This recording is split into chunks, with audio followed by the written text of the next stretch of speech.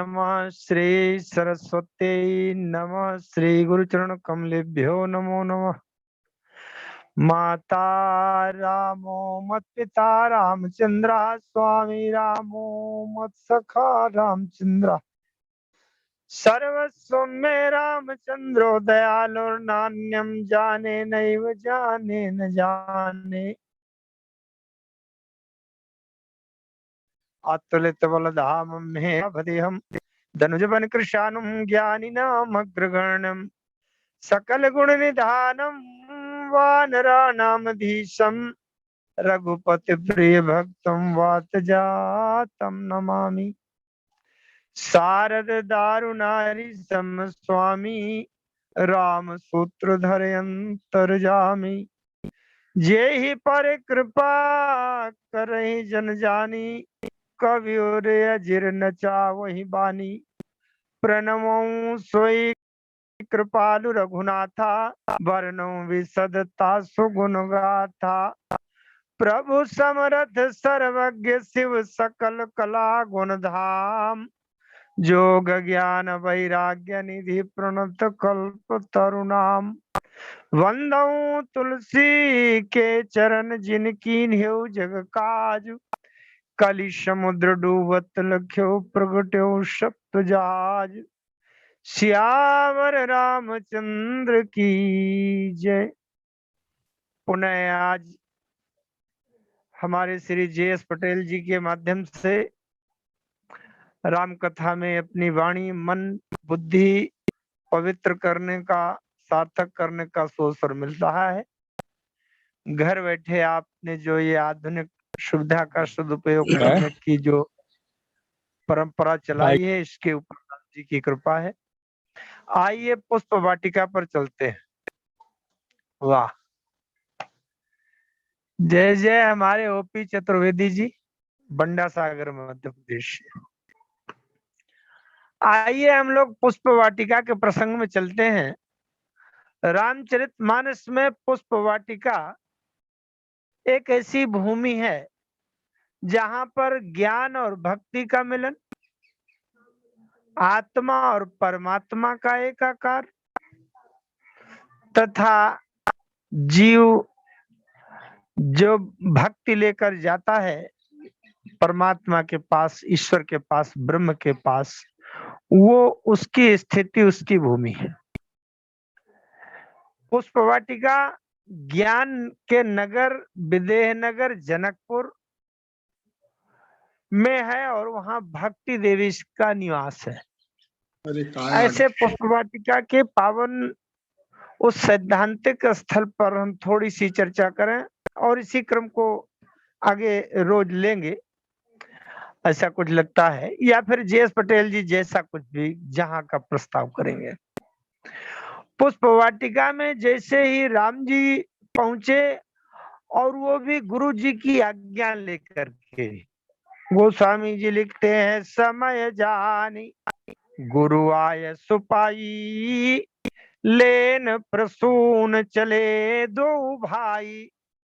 समय जान करके, समय का जानना ये बहुत आवश्यक है सबके लिए। अगर हमको ये समय का ज्ञान नहीं है, अवसर का ज्ञान नहीं है, उचित समय का ज्ञान नहीं है, तो हम किसी भी कार्य को प्रारंभ करने में, वो सफलता को प्राप्त करने में हम सफल नहीं हो पाएंगे जो लक्ष्य को प्राप्त करना है। समय जान गुरु आय सुपाई, गुरु की आज्ञा अवश्य लेनी चाहिए, क्योंकि गुरु की आज्ञा के बिना संसार की कोई सिद्धि नहीं मिलती। रामचरितमानस में अनेक उदाहरण हैं, लेकिन ये पुष्प वाटिका में मुझे केंद्रित होना है, इसलिए मैं इधर उधर की बात नहीं करता। नहीं तो गुरु की आज्ञा के बिना प्रताप भानु और राम जी में केवल यही अंतर रह गया था। नहीं, प्रताप भानु और राम में दोनों में बड़ी साम्यता है, फिर कभी बात करेंगे। गुरु जी से अनुमति ले लिया, गुरु आज्ञा गरीयसी, और इसके बाद लेन प्रसून चले दो भाई, पुष्प लेने चले, सुमन लेने चले। और उधर से ते ही अवसर सीता तहाँ आई गिरजा पूजन जननी पठाई। वहां गिरजा जी का पूजन करने के लिए माता जी ने भेजा है सीता जी को। तो सीता जी भी आ गई। जैसे सीता जी गौरी पूजन के लिए गई और एक सखी उनका साथ छोड़ करके राम को देखने चली गई, जा करके राम जी के सौंदर्य और अलौकिकता का बोध कराया, उत्कंठा जागृत हुई। सीता जी राम जी का सौंदर्य देखने के लिए राम जी की खोज में निकल पड़ी। उधर से राम जी ने देखा, राम जी ने देखा तो राम जी लक्ष्मण से कहने लगे, तात जनक तनया यह सोई, धनुष यज्ञ जय कारण होई। ये धनुष यज्ञ इसी के कारण से हो रहा है, इसीलिए इस आयोजन के दो नाम है, एक तो धनुष यज्ञ नाम और दूसरा सीय स्वयंवर देखिए जाए, सीता जी का स्वयंवर, सीय स्वयंवर, ये दोनों नाम।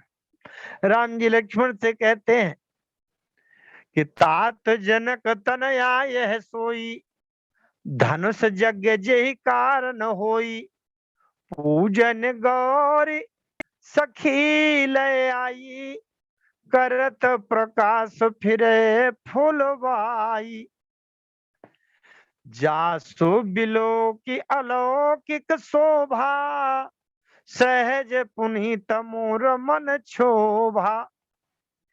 ये राम जी कहते हैं करत प्रकाश फिरे फुलवाई। इसका मतलब पुष्प वाटिका में अंधेरा है क्या?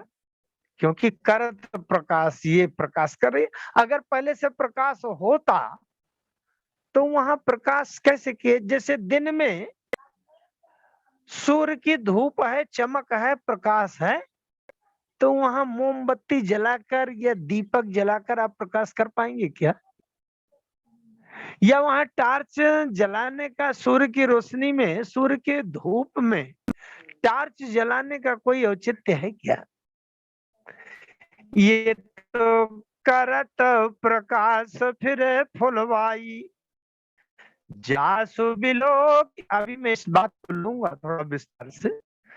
जासु बिलो की अलौकिक शोभा, सहज पुनीत मोर मन क्षोभा। इसका मतलब राम जी का जो पवित्रतम सहज पुनीत मन है, उसमें भी क्षोभ उत्पन्न हो गया है। ये तो सुंदरता कहूं सुंदर करई, छवि ग्रह दीप शिखा जनवरई। ये सुंदरता को भी सुंदर कर रही है। ऐसा लग रहा है कि छवि ग्रह में दीपक की लौ, जैसे किसी एक व्यक्ति ने 10 करोड़ का बहुत बड़ा भव्य भवन बनवाया, 10 मंजिला, बड़ी अच्छी अच्छी कलाकारी, पच्चीकारी, तमाम प्रकार के पत्थर लगे हैं, तमाम प्रकार की सब डिजाइनें बनी हैं। उसमें उनका एक कोई संबंधी मित्र आ गया एक दिन आधी रात में, 11 बजे रात में, उस 10 करोड़ के बने हुए भवन में एक भी कोई लैंप, दीपक, कैंडल, प्रकाश की व्यवस्था नहीं थी। और 11 बजे रात में वो अपने मित्र को वो भवन दिखाने के लिए ले गए। ये देखिए, मैंने 10 करोड़ रुपया लगाया इसमें, 10 करोड़ का भवन बना है, 10 मंजिला, बहुत अच्छा विदेशी इसमें पत्थर लगा है, बड़ी अच्छी कलाकारी है। उस मित्र ने जब थोड़ी देर देखा रात के अंधेरे में, वहां बिजली का कोई 10 रुपए का बल्ब नहीं था, 2 रुपए की कैंडल, मोमबत्ती या 2 रुपए का दीपक भी नहीं रखा था, 10 करोड़ का भवन बनाया था। उस मित्र ने कहा कि ये 2 रुपए की मोमबत्ती के बिना, 2 रुपए के एक दीपक की लौ के बिना, 10 रुपए के एक बल्ब के बिना, ये आपके 10 करोड़ बिल्कुल बेकार हैं, क्योंकि अंधेरे में भरा हुआ है, अंधेरे में ढका हुआ है। इसका मतलब संसार की रचना तभी सार्थक है जब वहां प्रकाश हो। ये बहुत प्रकार से इस बात में सारगर्भिता और दृष्टिकोण है। चाहे आप लौकिक दृष्टि से देखें, अगर के घर में बहुत अच्छी व्यवस्थाएं हैं, बहुत अच्छा भवन बना है, तो उसको भी लगेगा कि मैं संसार के सामने इसको प्रकाशित करूं कि मेरे घर में ऐसा ऐसा है। तो इसका मतलब संसार के प्रकाश में लाना चाहता है। और दूसरी बात यह है कि ये प्रकाश क्या है? प्रकाश माने क्या? प्रकाश क्या है? बिना प्रकाश के 10 करोड़ का भवन, ये उस भवन में रखी हुई सारी वस्तुएं, सारी सामग्री व्यर्थ हैं। और वो प्रकाश क्या है? सीता ही प्रकाश है।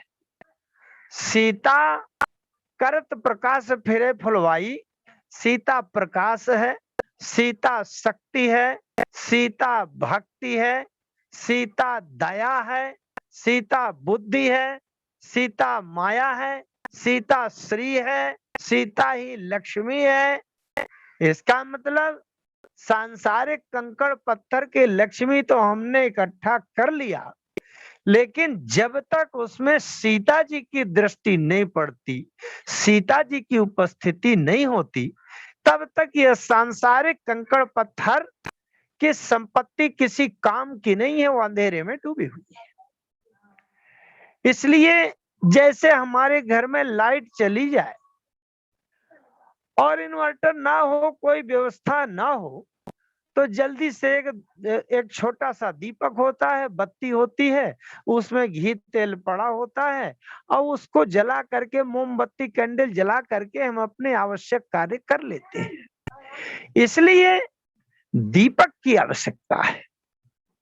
ये दीपक कौन है? राम जी कहते हैं, ये तो सुंदरता कहूं सुंदर करई, छवि ग्रह दीप सिखा जनु बरई। दीपक की लो तो सीता ही है। फिर से इस बात को अपने जीवन में समझना है। ये हमारा मनुष्य का शरीर ही ये 10 करोड़ का सुंदर भवन है। इस संपूर्ण सृष्टि में 3 लोक 14 भुवन में जहां तक शरीर की बात है, तो मनुष्य से अच्छा कोई शरीर नहीं। ये तो नर तन सम नहीं कवनिव देहि, अजीव चराचर जाचत तेहि। बड़े भाग मानुष तन पावा, सुर दुर्लभ सदग्रंथन गावा।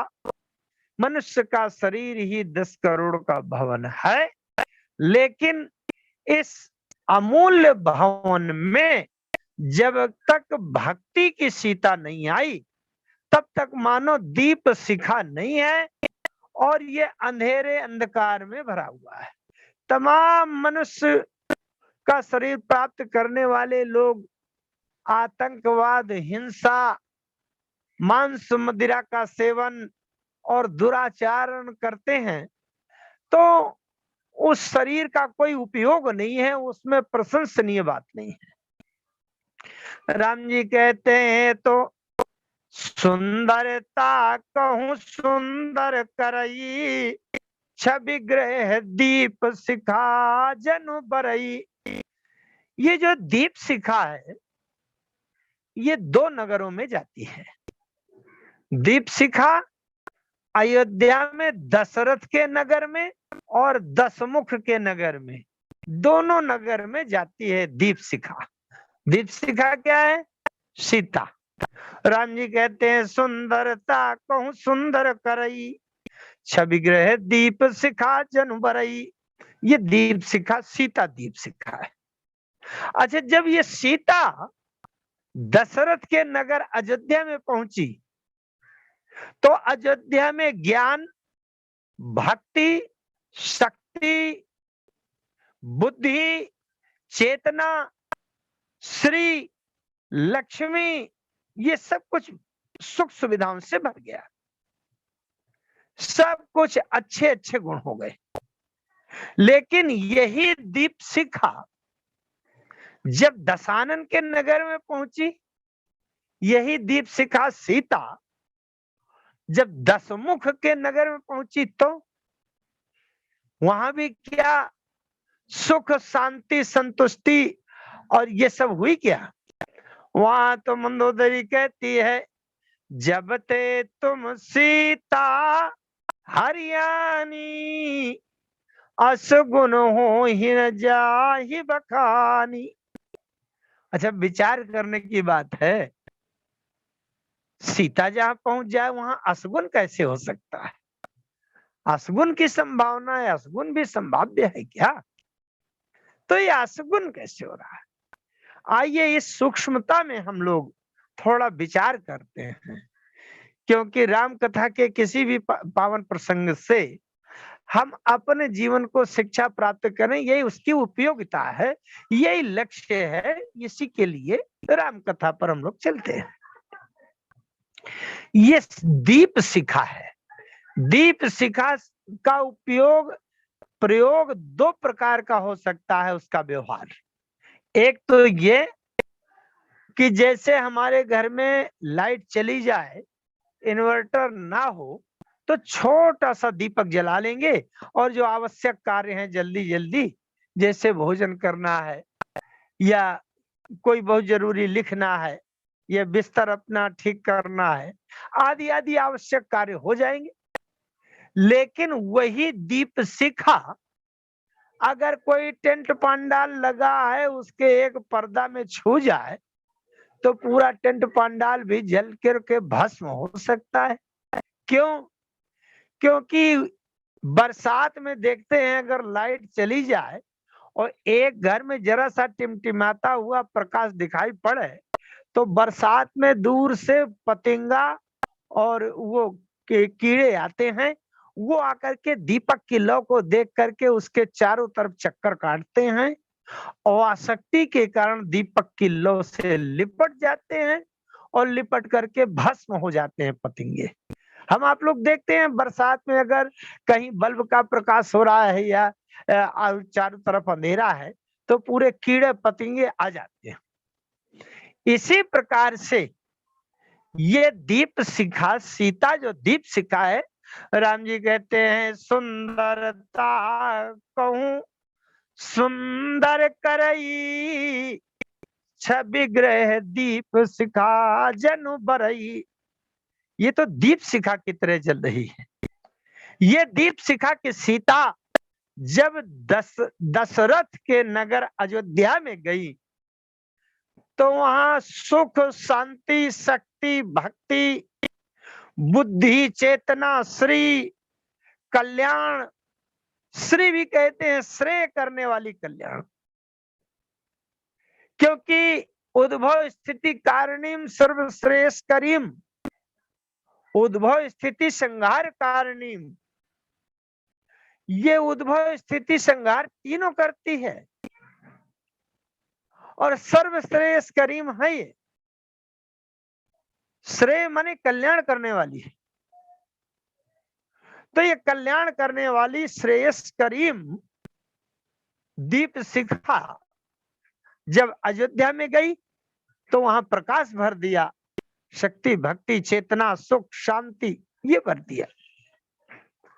लेकिन यही दीप शिखा जब लंका में जाती है, दशमुख के नगर में जाती है, तो ये दीप शिखा अशांति असगुन विनाश, क्योंकि उद्भव स्थिति संहार कारणीम क्लेशारणीम है।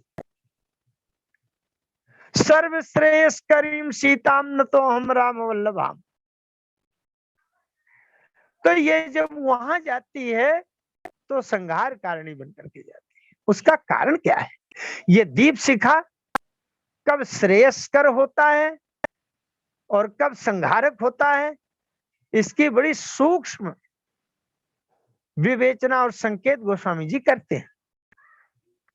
दीप शिखा से हम अंधेरे में प्रकाश भी ले सकते हैं और दीप शिखा से सब कुछ जलाकर भस्म भी हो सकता है। जब ये भक्ति की दीप शिखा, अभी दीप शिखा मानस में और भी है, मैं चर्चा करूंगा उनकी। भक्ति की दीप शिखा जब किसी संत के माध्यम से, सदगुरु के माध्यम से हमारे जीवन रूपी अयोध्या में आवे, तब तो ये भक्ति की दीप शिखा सुख, शांति, संतुष्टि, कल्याण, बुद्धि, चेतना, श्री, सम्मान ये प्रदान करती है। लेकिन जब ये भक्ति की दीप शिखा अपने जीवन में लाने में किसी संत को बीच में न रखा जाए, बल्कि रावण जब अपने लंका में ले गया, तब रावण ने किसी संत को, किसी गुरु को, किसी अनुभवी को बीच में नहीं रखा, मध्यस्थ नहीं रखा, स्वयं ले गया। बल्कि एक अपराध उसने और किया कि किसी संत को बीच में नहीं रखा, बल्कि स्वयं संत का वेश बना करके और संत के वेश को भी बदनाम कर दिया। जब भक्ति की दीप शिखा को किसी संत के माध्यम से हमारे जीवन में लाने का ये प्रयास किया जाता है, तो भक्ति की दीप शिखा अंधेरे में प्रकाश करती है, सुख, शांति, संतुष्टि करती है। लेकिन जब ये भक्ति की दीप शिखा में जीव पतंगा बन करके जाता है और भक्ति की दीप शिखा की लौ को कामासक्त बस उसे अपने जीवन में आलिंगन करने का प्रयास करता है, तो वो जलाकर भस्म कर देती है। इसीलिए अरण्य कांड में जब रावण सीता को ले करके अपने लंका में ले आता है, उस अरण्य कांड के समापन पर, विश्राम पर गोस्वामी जी वही स्मरण कराते हैं कि ये दीप शिखा समझुबती तन और मन जनि हो सी पतंग, भजहि का राम तज काम मद, करहि सदा सत्संग। गोस्वामी जी को याद आ गया कि अरण्य कांड में रावण दीप शिखा रूपी सीता के पास पतंगा बन करके पहुंचा और उसको उठा करके लंका ले आया। भाई, दीप शिखा के पास दो लोग होते हैं। कुछ लोग अंधकार में दीप शिखा का प्रकाश प्रज्वलित करके और अपने जीवन में उसका उपयोग कर लेते हैं, और कुछ जीव ऐसे हैं कि दीप शिखा को देखते ही पतंगा बन करके और उससे आलिंगन करने का प्रयास करते हैं, आसक्त होते हैं, तो उसको दीप शिखा पतंगों को भस्म कर देती है। इसलिए पुष्प वाटिका की दीप शिखा पंच वाटिका की दीप शिखा में देखी जा सकती है।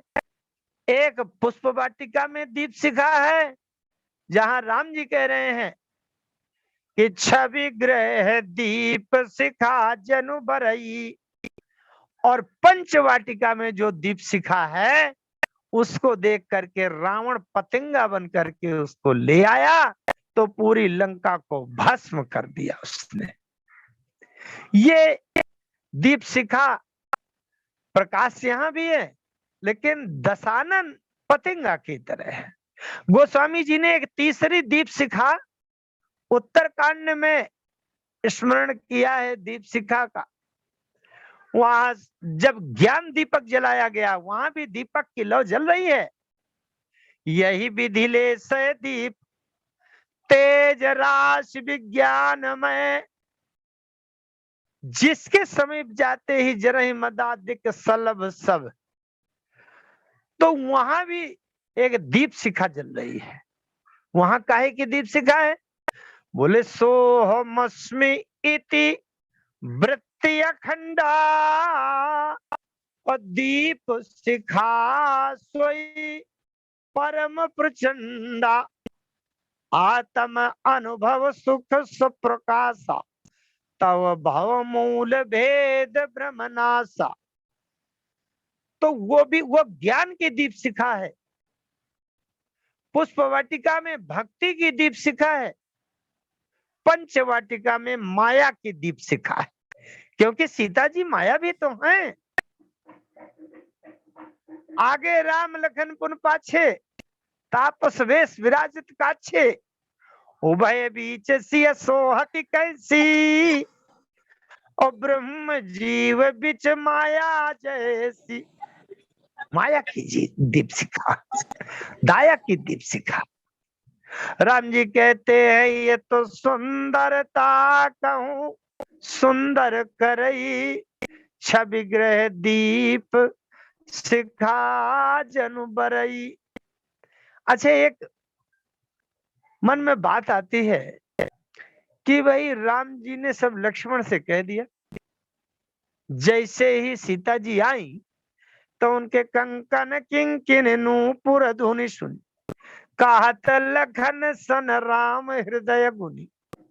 राम जी अपने हृदय में समझ करके और लक्ष्मण से कहने लगी। एक बात ये, और लक्ष्मण से क्या क्या कह रहे हैं? कह रहे हैं ये मानव मदन दुंदुभि दीन्ही, मनसा विश्व विजय चाहकीन्ही, अस कही फिर चितये तिहि ओरा, सिय मुख शशि भय नयन चकोरा। राम जी ने लक्ष्मण से बता दिया। मैं सोचा करता हूं आज के विषम कलिकाल में मर्यादाएं की सीमा सब ध्वस्त हो चुकी हैं, लेकिन इस विषाक्त अमर्यादित वातावरण में भी अगर किसी युवक को, किसी सुंदरी को देखकर उसका हृदय उसमें चला गया है, मन चला गया है, तो कम से कम वो युवक अपने मित्र से अगर बतावे तो बतावे, लेकिन अपने भाई से तो नहीं बताता। परंतु वहां राम जी को क्या हो गया? मर्यादा पुरुषोत्तम प्रभु राम जी लक्ष्मण से बता रहे हैं, और ये भी बता रहे हैं कि तात जनक तनया यह सोई, धनुष यज्ञ जेहि कारण होई, पूजन गौरी सखी ले आई, करत प्रकाश फिरे फुलवाई, जासु बिलो की अलौकिक शोभा, सहज पुनीत मोर मन क्षोभा। राम जी कहते हैं मेरा मन बड़ा पवित्र रहता है, सहज पुनीत, लेकिन इस कन्या को, इस सुंदरी को देख करके मेरे मन में क्षोभ उत्पन्न हो गया। अच्छा, तो राम जी को क्या हो गया? क्षोभ उत्पन्न होने का मतलब मेरा मन इसी में चुभ गया, इसी में चला गया, मेरे मन में विचलन उत्पन्न हो गया, मेरा मन इसी के साथ लग गया। ये बात कहना, लक्ष्मण जी से कहना क्या उचित है? राम जी को क्या हो गया? इसमें कई भाव हैं। एक तो ये कि जहां कामदेव आ रहा है तो लक्ष्मण रूपी वैराग्य को सावधान कर रहे हैं। दूसरी बात यह है कि लक्ष्मण जी शेषावतार हैं। प्रेमी प्रेमिका कितने भी एकांत में हो, वहां कोई दूसरा ना हो, फिर भी सैया तो रहती ही है।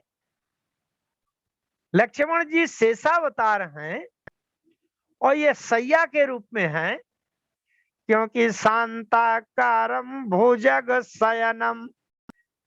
तो भैया सैया तो रहती ही है, लेकिन एक बात है, प्रेमी प्रेमिका का जब मिलन होता है तो सैया ये अपनी उपस्थिति का भान नहीं कराती, शांत चुपचाप मौन रहती है। इसी प्रकार से लक्ष्मण जी भी कुछ बोले नहीं है पुष्प वाटिका में। तो एक तो सैया का होना अपरिहार्य, और तीसरी बात बहुत ध्यान से समझिएगा, राम जी कितनी सावधानी से बात कर रहे हैं। राम जी कहते हैं, लक्ष्मण रघुवंश न कर सहज स्वभाव, मन को पंथ पग धरई न काऊ। पूरे रघुवंशी कभी कुमार्ग पर कदम नहीं रखते, और मुझे व्यक्तिगत अपने मन पर इतना भरोसा है कि मोहि अतिशय प्रतीति मन केरी, अजो सपने हो पर नारी नहेरी। मुझे अपने मन पर पक्का विश्वास है कि पर नारी की तरफ तो मेरा मन जा ही नहीं सकता, और इस जनक की पुत्री को देखकर मेरा मन इसको छोड़ नहीं रहा। जासु बिलोक की अलौकिक शोभा, सहज पुनीत मोर मन क्षोभा। मेरा मन इसमें क्षुभित हो गया है, और ये पक्का है कि मेरा मन जो सपने पर नारी नहेरी, पर नारी की ओर जा नहीं सकता। इसका मतलब राम जी कह रहे हैं कि ये कन्या जनक की पुत्री पर नारी नहीं हो सकती, ये मेरी ही नारी होगी, क्योंकि जो सपने पर नारी नहेरी, पर नारी की तरफ कभी देखे नहीं, और इसको देख करके मेरा मन इससे हटता नहीं। इसका मतलब ये पर नारी नहीं हो सकती। लेकिन राम जी लक्ष्मण से क्यों कहते हैं? इसलिए कहते हैं कि ये पर नारी नहीं हो सकती, और यही बात एक शब्द में आई है बात, उपजी प्रीति पुनीति। सीता जी जब चल रही हैं तो कहते हैं, सुमिर सिय नारद बचन, उपजी प्रीति पुनीत।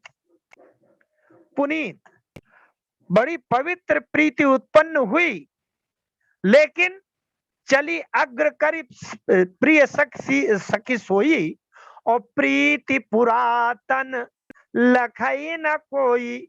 ये प्रीति आज की नई नहीं है, पुरातन है, पुरानी है। इसलिए राम जी तो जानते हैं कि मेरी है, इसलिए कहते हैं कि जो सपने पर नारी नहेरी। लक्ष्मण से क्यों कह रहे हैं? इसलिए कह रहे हैं, लक्ष्मण ये नारी दूसरे की नहीं हो सकती, ये मेरी ही है। तभी मेरा मन, मेरी दृष्टि जा रहा है इसकी तरफ। परंतु संसार के दृष्टि में ये उसी नारी उसी की मानी जाएगी जिसके हाथ से धनुष टूट जाएगा।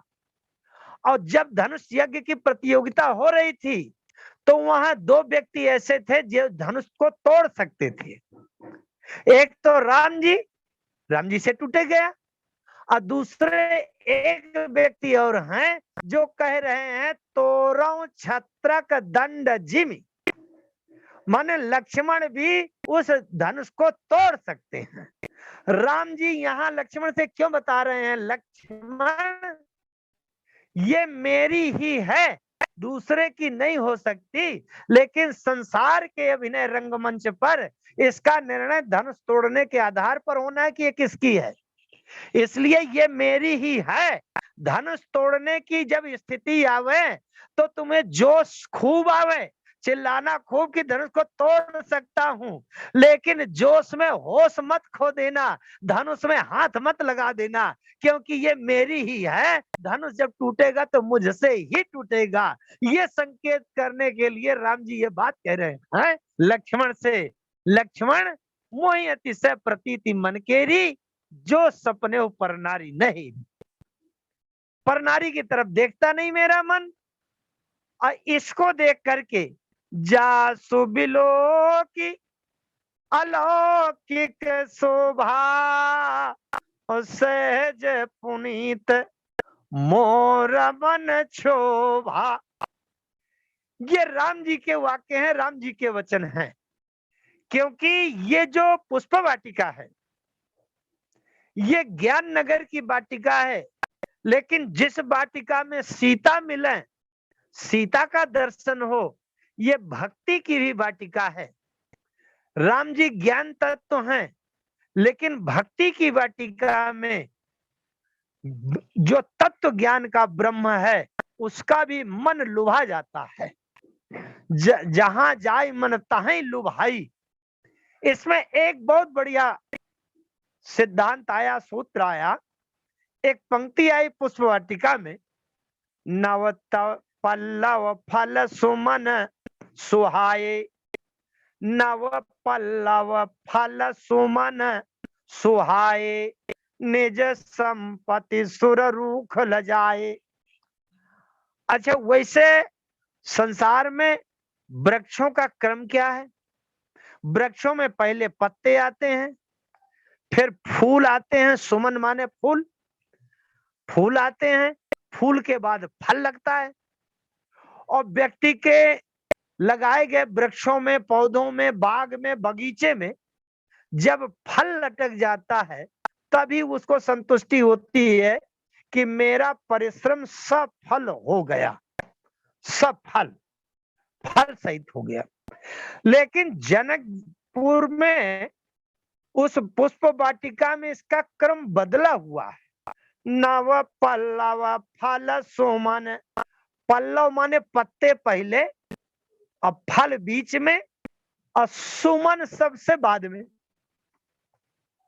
सुमन बाद में क्यों? क्योंकि ये निष्काम कर्मयोगी जनक की वाटिका है। जनक जी के जीवन में कर्म जो होता है वो सुमन के लिए होता है। सुमन के दो अर्थ, सुमन माने पुष्प और सु माने सुंदर मन।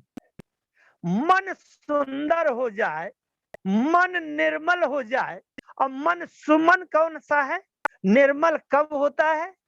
जब कर्म करने में हमें फल की इच्छा नहीं होगी, तब मन निर्मल होगा, पवित्र होगा, वहां छल कपट नहीं होंगे।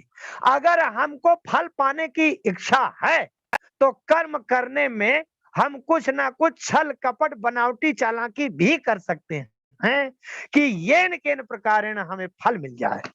इसलिए जनक जी की वाटिका में फल लक्ष्य, अंतिम लक्ष्य नहीं है, बल्कि सुमन, मन की प्रसन्नता और अच्छा मन, मन निर्मल हो जाए, निष्काम हो जाए, इसका अंतिम लक्ष्य है। इसलिए यहाँ सुमन को अंत में रखा गया है। नव पल्लव फल सुमन सुहाय। क्योंकि एक बात देखेंगे, जनकपुर में, राज्य में जब सूखा पड़ने की स्थिति हुई थी, 12 वर्ष का अकाल की स्थिति हुई, तब ऋषि मुनियों ने कहा कि भाई राजा रानी दोनों मिलकर सोने का हल चलावें, तब पानी बरसेगा। जनक जी ने सोने का हल तो चलाया, लेकिन बीज नहीं बोया। बीज बोने का कहीं उल्लेख नहीं है, हल चलाया। अच्छा, कोई किसान ऐसा करेगा क्या कि साल भर में 20-25 बार केवल जोताई करता रहे, हल चलाता रहे, बीज ना बोए? काहे के लिए हल चला रहा है? अच्छा, हमें चना की फसल चाहिए तो बिना चना का बीज बोए चना की फसल मिलेगी क्या? जनक जी ने हल तो चलाया लेकिन बीज नहीं बोया, क्योंकि जनक जी को फल की इच्छा नहीं है। जनक जी अपना केवल कर्म करने के लिए निष्काम कर्म करते हैं। निष्काम भावना से, फल की इच्छा न करते हुए निष्काम भावना से अपने कर्म का जो निर्वाह करता है, उसको बिना बीज बोए ही भक्ति की सीता प्रकट हो जाती है, मिल जाती है। राजा रानी ने जब सोने का हल चलाया तो वहां से एक कुंभ घड़ा उत्पन्न हो गया, मिल गया, जहां से सीता, भक्ति की सीता उत्पन्न हो गई और जल की वृष्टि हुई। और जल